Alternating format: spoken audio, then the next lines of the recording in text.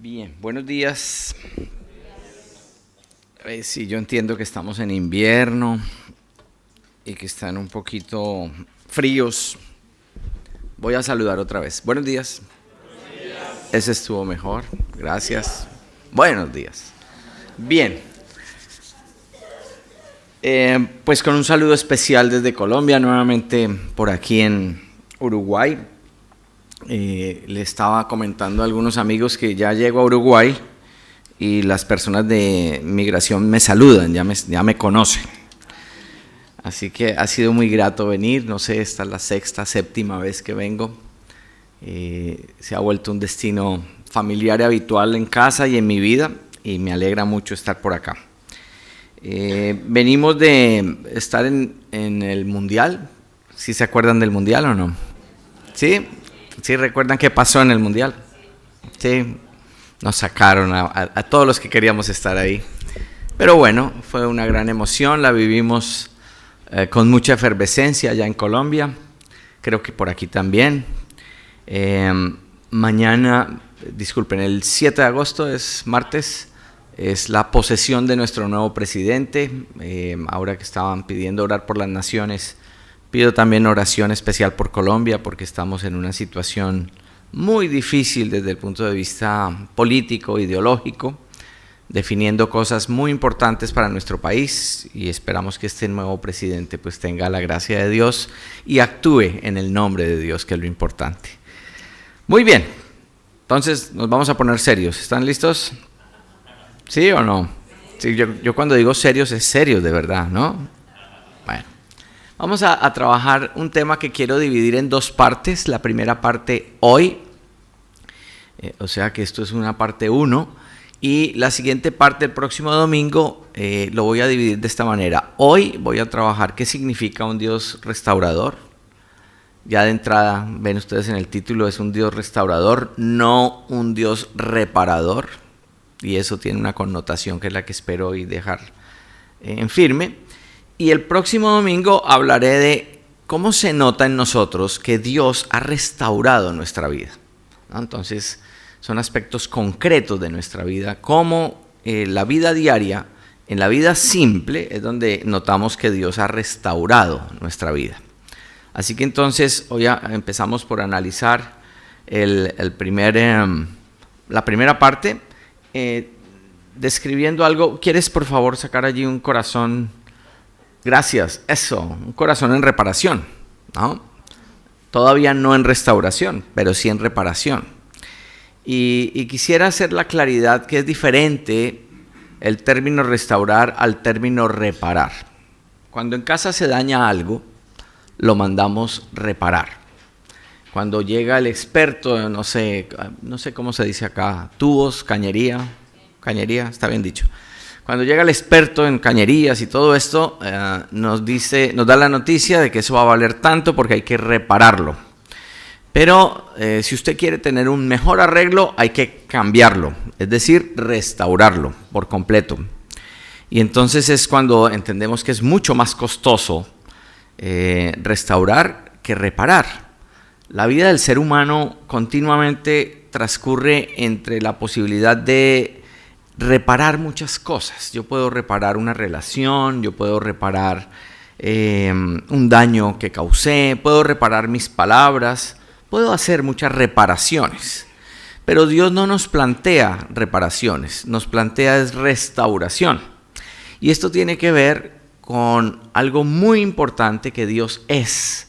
Dios cuando crea, y entonces hay que ir al libro del Génesis y volver a leerlo con mucha calma, vemos que Dios está creando algo que tiene un deseo de Él. La creación es un deseo que nace en Dios y que tiene además una intención, y es restaurar algo espiritualmente. O sea que cuando hablamos de restauración, estamos refiriéndonos a esos aspectos espirituales. Cuando hablamos de reparación, estamos hablando de aspectos que tienen que ver con la condición humana simplemente. Cuando Dios creó toda esta maravilla que es la creación, nos creó a nosotros pero también creó una intención, y es que el mundo se mantuviera siempre sobre la posibilidad de ser restaurado, es decir, de volver a tener en sí mismo el plan original de Dios. Entonces el aspecto central de todo esto tiene que ver con que Dios, cuando crea originalmente, y ese originalmente es muy importante, porque Él quiere que el plan de Él, la condición de Él, se permanezca siempre en lo que Él crea, en las realidades que Él crea. Sin embargo, pues todos conocemos la historia de Génesis, Adán y Eva. No fue solamente Eva, para que aclaremos las cosas, sino Adán y Eva pecaron contra Dios en ese plan original. Y es cuando descubrimos que ellos quieren reparar el daño, reparar el aislamiento de Dios, reparar lo que hicieron frente a Dios. Y lo quieren reparar a su modo. Entonces descubrimos en Génesis, por ejemplo, que se esconden. Adán y Eva se esconden. Dios trata de ubicarlos sabiendo dónde están, pero se esconden es de la posibilidad espiritual de Dios. Y luego hay un diálogo maravilloso, digo maravilloso porque muestra la naturaleza humana tal cual, y es como cada uno de ellos va achacándole la responsabilidad al otro. Entonces Adán dice que en realidad él pecó porque Eva, la mujer que tú creaste, ¿no? Entonces ahí de entrada hay una acusación a Dios, me hizo pecar.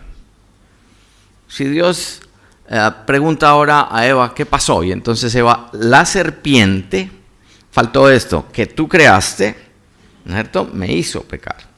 Y si hubieran dejado hablar a la serpiente le hubiera echado la culpa a Dios.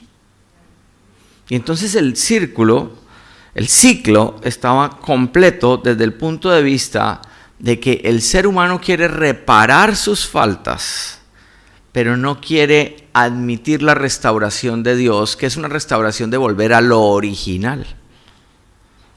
En ese mismo momento en que Adán y Eva salen del paraíso, Dios instala algo muy interesante en el ser humano, el deseo de restauración, que debe ser más profundo que el deseo de reparación. Cuando yo reparo, simplemente lo que hago es aliviar una falta, y casi siempre mi reparación tiene que ver con hallar a un responsable. En casa suele pasar, no sé si en las casas de Uruguay ocurre, pero cuando hay algún daño, en Colombia es muy habitual preguntar, ¿quién lo dañó? No es buscar cómo lo vamos a reparar, sino quién lo dañó. Porque nos parece que habitualmente en lo humano es interesante ubicar el culpable, el responsable, y achacarnos culpas entre nosotros. Yo, pues saben ustedes, trabajo mucho con parejas y me he habituado a escuchar este tipo de cosas entre las parejas. Las parejas se echan la culpa entre sí. Más o menos como yo soy un pobre infeliz porque la mujer que tengo a mi lado me hace infeliz. Y si le preguntamos a la mujer dice que es el hombre, y si le preguntamos al hombre y a la mujer dirán que son los hijos, o la casa, o el país, o el sitio, o etcétera, etcétera. Es decir, Dios no creó al ser humano para buscar reparación por sí mismo. Cuando buscamos reparación por nosotros mismos, nuestras reparaciones son como cuando medio arreglamos algo en casa y sabemos que dentro de 5 o 10 años vamos a necesitar otra vez un arreglo que vuelva a corregir las cosas. Dios anhela que en el ser humano y en el mundo, en la creación, haya una restauración. Es decir, volver a su plan original. Y eso es bien importante porque entonces el contenido del Salmo, y ahora sí, vamos a entrar al Salmo. Dale, por favor. Gracias. El contenido de este Salmo, Salmo 51, 10 y 11, que es la conclusión, tiene algo muy interesante. Este Salmo, entre otras cosas, se le adjudica a David. Y se le adjudica a David en el momento en que David peca. Si contáramos la historia de David, verían ustedes que es una historia que parece una telenovela. ¿Está bien dicho telenovela? Sí. Parece una telenovela. Tiene todos los ingredientes de pasión, de amor, de deseo de poder, de deseo de seducción, de imponer su poder sobre una persona sobre una familia que no puede defenderse de los deseos del rey, en fin, etcétera, etcétera. Este salmo surge de lo profundo de David, del dolor que siente David cuando encuentra que la reparación no es suficiente, que él necesita es una restauración. Y entonces, para muchos entendidos en la Biblia, para muchos expertos, este salmo habla acerca de una inspiración divina que tiene David, acerca de lo importante que es contar con el Espíritu de Dios en nuestra vida para volver a entender qué es lo original que Dios ha dispuesto para nosotros cuando pecamos. Todos sabemos que de parte de Dios hay perdón, pero muchas veces nuestro perdón solo alcanza la reparación, porque no queremos volver a lo original, es decir, no queremos que Dios haga su obra total en nosotros, queremos una especie como de pequeño arreglo con Dios, muy humano, en donde seguimos caminando, pero no nos damos cuenta que esa reparación va a exigir que Dios actúe profundamente en nuestra vida. Entonces fíjense esto que es bien interesante. Yo tomé el salmo, no vas a sacarlo todavía, todavía no, please, despacio, me están diciendo allá, bueno, despacio. Vamos a ir analizando las palabras para que ustedes entiendan cuál es el propósito original que hay en este salmo, que es un salmo muy interesante. Entonces, por ejemplo, la primera palabra es crea.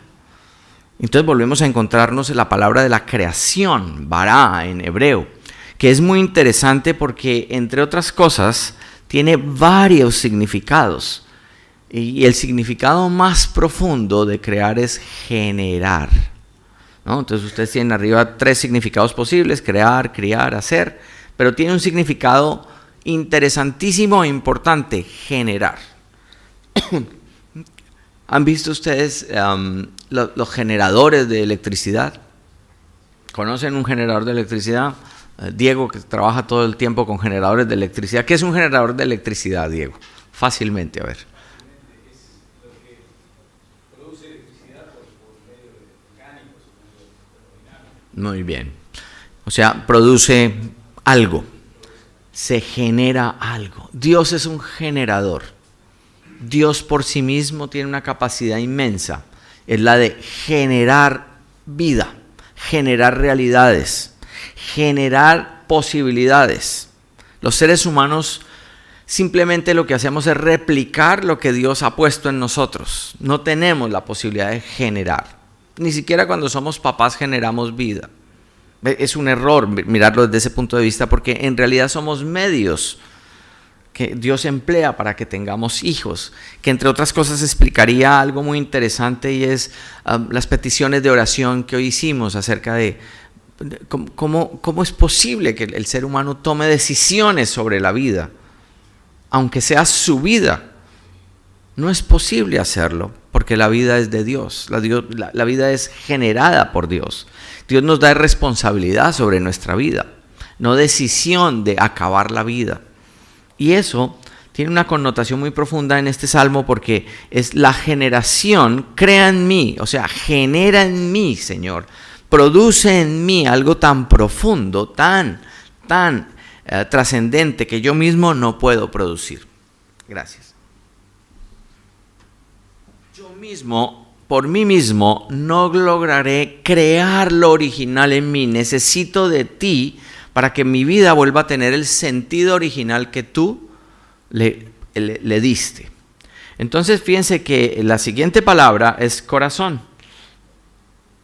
La palabra corazón en hebreo es muy importante, es determinante. Yo siempre que hablo de la palabra corazón en clases o en charlas, siempre explico que en hebreo corazón significa cerebro también. Corazón y cerebro están entrelazados en el hebreo, en la psicología hebrea. ¿Voy bien? ¿Estoy hablando muy rápido? No, bien, ok. Es que me emociona el tema, perdón. Y eso implica que el corazón, desde el punto de vista de la mirada hebrea en que fue escrita esta escritura original, significa que el corazón no es el sitio donde solamente sentimos, sino que es el sitio donde sentimos, pensamos, sentimos. Y al ser eso tan profundo, el corazón en realidad es lo que llamamos voluntad. Voluntad. Y entonces te encuentras con algo interesante, que la traducción aquí habla de un corazón que puede verse como las entrañas, el interior, lo íntimo, la mente. Pero en este salmo y en el contexto de este salmo en especial, está hablando acerca de un corazón sabio. Y entonces viene un problema serio. ¿De quién es la sabiduría? ¿De dónde viene la sabiduría? De Dios. Dios nos da la capacidad de discernir sabiduría, pero no somos generadores de sabiduría. Somos generadores de intenciones, de posiciones, somos generadores a veces de lo que queremos hacer, somos generadores de sentimientos, de afectos, pero de sabiduría hay que hacer un gran esfuerzo para llegar a la sabiduría, un inmenso esfuerzo. Y ese esfuerzo no es algo tan fácil de encontrar en la vida diaria. La vida diaria quizás tiene de todo menos sabiduría. O sea, si yo me siento a ver televisión durante 24 horas, a las 24 horas no soy más sabio. Quizás soy un poco más ignorante, pero no más sabio. Si yo me pongo a leer, que es una actividad que parece que fuera muy conectada con la sabiduría, y leo, y no sé, si me leo una biblioteca completa, resulta que terminado de leer, no soy más sabio. Ahora estoy más confundido. Necesito algo que sea mucho más constante, que sea mucho más evidente para poder asumir la vida. Entonces Dios dispuso que un primer inicio de la sabiduría está en la misma creación. Es decir, cuando yo miro cómo funciona la creación sin la intervención del ser humano, me sorprende ver allí vestigios de sabiduría. O sea, cómo las hormigas trabajan incansablemente, cómo muchos animales guardan para el invierno, cómo ves los ciclos de reproducción, los ciclos de migración. Es decir, hay una especie de sabiduría enmarcada en la creación que es muy importante. Es una de las fuentes de sabiduría y de los vestigios del plan original de Dios. Pero necesito ir más allá. Y mi sabiduría humana, mi inteligencia humana no alcanza a entender la profundidad de lo que Dios me propone. Por eso entonces necesito algo más. Y ese algo más tiene que ver, no le pegue tan duro, por favor. Ok, gracias. Cada vez que digo que el próximo le pegan muy fuerte.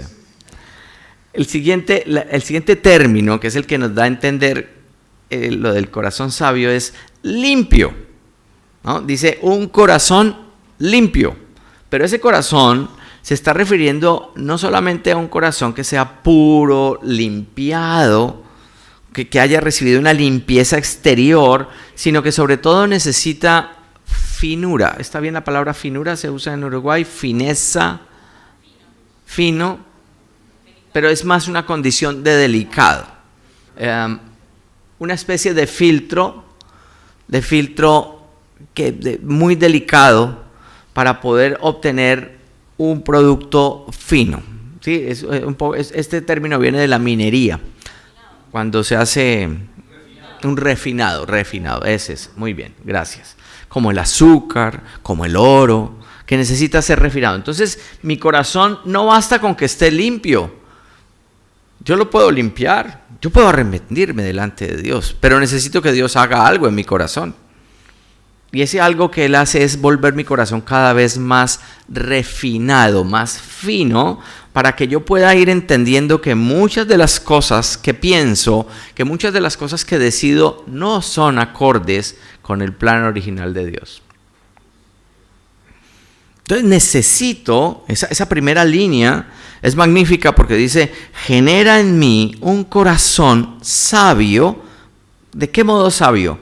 Fino, refinado, que solo tú puedes lograr en mí. Yo por mí mismo no lo lograré. Pero para completarlo, entonces, tenemos que la siguiente palabra clave es y renueva. Y renueva. Y aquí el término renueva tiene que ver con restaurar. Es decir, con que seas capaz, ahora sí, de instaurar, de poner otro corazón aquí en vez del mío. El mío ya está demasiado reparado. Mi mente, corazón, mis decisiones, mis equívocos han hecho que mi corazón ya no funcione al 100%. Han hecho que humanamente mi corazón siga latiendo y dándome vida, pero no la vida que Dios quiere. Dios anhela una nueva vida, un nuevo bombeo de corazón en mí. Y por eso entonces necesito un corazón refinado que restaure. Y entonces viene la palabra clave, un espíritu. Y ese espíritu tiene que ver con algo que sí está en el plan original de Dios, un hálito de vida. O sea, yo necesito es vida espiritual. Necesito, como en las películas, cuando una persona sufre un accidente y alguien llama al 911 y vienen los hombres del 911 con una máquina resucitadora y que piden, por favor, aléjense, y le ponen ese electrochoque. Eso es lo que yo necesito. Yo necesito un choque divino, necesito un hálito de vida divina en mí, para que yo pueda entonces, con ese nuevo espíritu, lograr que eso que Dios ha generado en mí, que es un corazón sabio, refinado, restaure realmente mi corazón. O sea, necesito palpitar a otra velocidad, necesito un bombeo distinto en mi vida. Y por último, el último término es un corazón recto, recto. Y este es un atributo de Dios. Dios es recto. Dios no es torcido. Dios no es curvo, si lo quisiera mirar desde el punto de vista geométrico. Pero aquí recto se refiere sobre todo a sincero. ¿Está bien la palabra sinceridad? ¿Sí? Es una palabra hermosa, tiene que ver con un desarrollo muy bonito acerca de no usar cera, sincera, ¿no? Y es algo que tiene que ver con la artesanía. Cuando se construían esculturas en la antigua Roma y en la antigua Grecia, que fueron, digamos, los grandes desarrolladores de las proporciones en las esculturas, muchas de estas esculturas, para poderlas mantener en posiciones que parecían tan vívidas, se usaba cera sacada de la miel de abejas, cera, y esa cera mantenía la escultura en la posición correcta. Pero eso sí, los fabricantes artesanos daban una recomendación: jamás las ponga al sol, porque entonces el hombre, así que estaba todo majestuoso allá señalando hacia dónde ir, cuando lo ponías al sol, se empezaba a derretir la cera. Y la escultura desaparecía. De ahí viene la palabra sinceratis, es decir, sincera. Sincero quiere decir honesto, transparente. Necesito un corazón con toda la seguridad de que lo que estoy decidiendo y estoy asumiendo se ha asumido desde la perspectiva más honesta, no desde la que más me conviene. Porque los seres humanos entonces tenemos un problema frente a lo recto. Lo acomodamos a nosotros. Yo sé que muchas veces peleo con mi esposa, con Luzma, y me salgo con la mía. Por ejemplo, soluciono el problema diciéndole, bueno, perdóname. Y ella es buena gente y me perdona. Bueno, está bien, te perdono. Pero ese perdón no es el que Dios quiere. Dios no anhela ese tipo de perdón. Es bueno, pero no necesariamente recto. Necesita ser más sincero. Necesito no solamente que pida perdón, sino que además me arrepienta de tener que vivir pidiendo perdón. Es decir, que ese defecto mío o que eso que causó la molestia entre los dos tiene que ser algo que yo asuma en mi vida. No puedo seguir culpando a Luzma, ¿no? Bueno, yo era así de loco hace muchos años. Si yo me ponía molesto era culpa de Luzma, ¿no? Y eso es muy enrevesado todavía, es muy neurótico. Pero yo tengo que avanzar más en eso y tengo que asumir la responsabilidad de mi falta. Y asumir la responsabilidad de mi falta no solamente es declararla y decir, bueno, perdóname por esto, sino comprometerme muy seriamente, muy rectamente, con la ayuda de Dios, de no volver a caer en lo mismo. Ese es el arrepentimiento real. Y sobre esa base es que Dios quiere ayudarnos. Entonces yo necesito en mí un corazón limpio que esté renovando constantemente mi espíritu, pero no solamente el mío humano, sino que actúe el Espíritu de Dios en mí para que yo pueda ahora de verdad caminar en lo recto. Dios es un Dios restaurador. Y la promesa de Él desde la creación es que Él quiere restaurar este mundo. Porque es de Él, es suyo. Quiere retomarlo. Y nos delegó a nosotros el trabajo.